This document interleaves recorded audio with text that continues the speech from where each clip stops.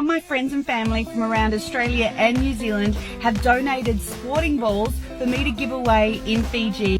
We ended up taking a suitcase of 32 balls. This reaction is my favourite. This is exactly why we did this. I'm going to be honest, I didn't film every single time we gave one away because we weren't quick enough or it wasn't appropriate. Nice to meet you. Rotorusi under 14 girls team. This one's for them. But I can assure you they were very, very well received. Hey, there's some treats. These kids have some mad skills.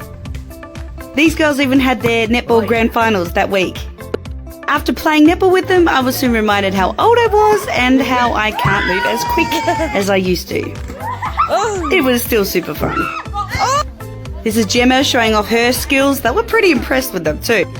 We gave them away as we were travelling around Viti Levu as well as Vanuatu. It was such a cool experience. Thank you to my friends and family who donated. Appreciate you.